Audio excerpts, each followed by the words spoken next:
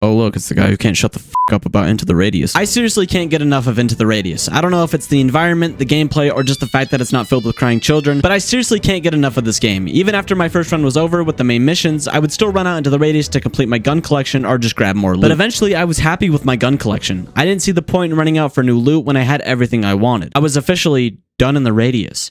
It made me do a lot of soul searching. Was I really me, or just an extension of the Radius? Would I ever get to call Katya annoying ever again? Has the Radius consumed my life? I went north, trying to find anything left to do in the game. Mods. Oh no, not this stupid bit again. Mods. Your help. There is no your. Attention all crypto bros. Are you currently suffering from the losses of your picture of a dog poo online? Are you on 4chan 24/7 crying about it? Well, don't you worry. Us here at Viewie's virtual reality law firm are ready to help your case. All you need to do is join Viewie's Hot Gamer Club to chat with me and other gamers like yourself. And to get the fast pass on your NFT losses, support on Patreon for only $5 a month and get exclusive chat permissions, behind the scenes content, and more. Join now and talk to the ultra mega rich gamers also known as Benjamin, Sionicom, Only Mints, Lunaris, and Vexy. For those of the not so Sigma-minded, Into the Radius is a post-apocalyptic survival game that even makes the strongest VR fans go absolutely bonkers. There really is nothing like it in VR. The gunplay, survival mechanics, and the sheer difficulty of this game makes it stand out. You can never truly be comfortable in this game. Just when you've dropped your guard and chilled out for a second, you're all of a sudden the only girl in a video on the hub. What are you doing?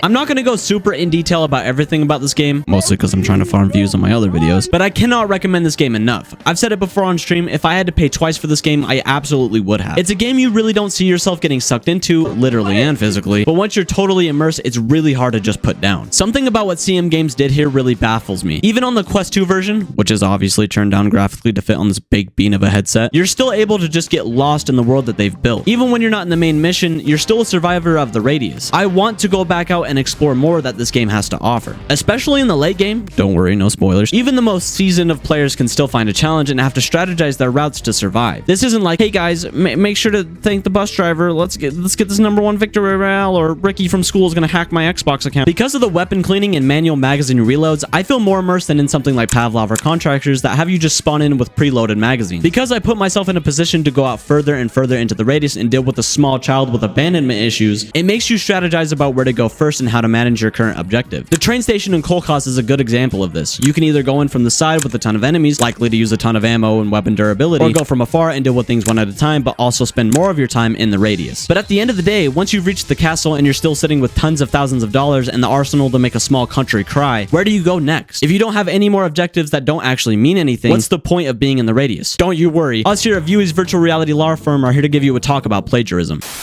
I don't think we're alike at all, Mr. Wright.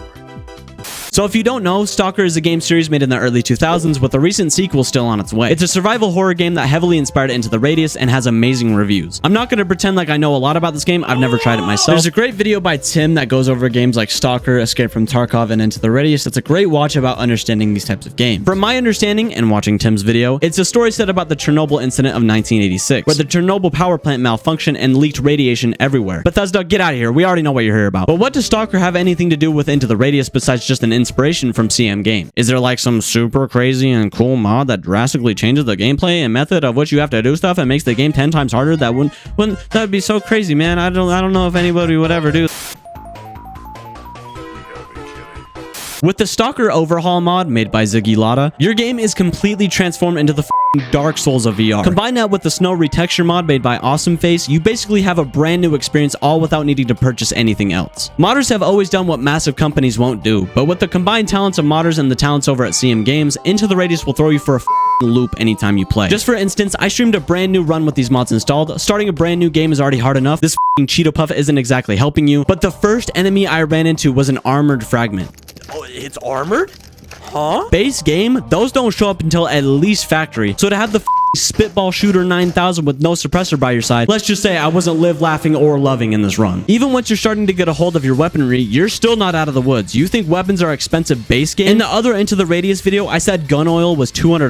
$200 for a fucking cup of dog piss. What the f? But with this mod, easy $1,200. Sorry, inflation called. What? It wants its rights back. Sorry, tell him my gun is in the same condition as a raisin right now. Once I was finally to a point where I had a clean AK to use, suppressors aren't cheap, so finding one is the best option. But going out with nothing suppressing that noise is a death sentence, so you're forced to use SS, which for those who don't know is like going to the gym one time and expecting to win the Royal Rumble. Don't even get me started on weapon costs themselves. You think the Scar being $12,000 base game is hard? Try $55,000 with no magazines, ammo, or attachments. Who am I, the f***ing Monopoly man? Roll and go past Star. I'm broke as f*** over here, especially since artifacts sell for the price of a wrinkled up toenail. There is no montage of being good at this game. It's f***ing hard. I know I'm complaining a lot, but I just want to switch sides at this point. I don't want to deal with this anymore. You got me.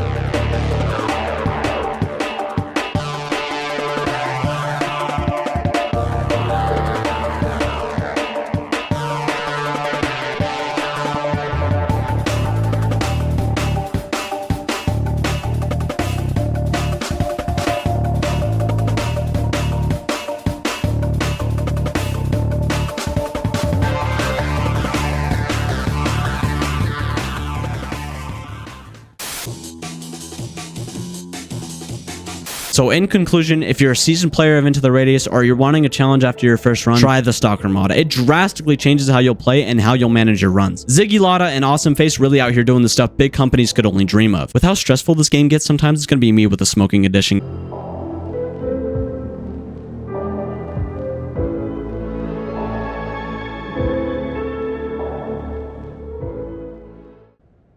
I'm still just walking around. Is that a f***ing slider down there? Yeah, he sees me. God damn it.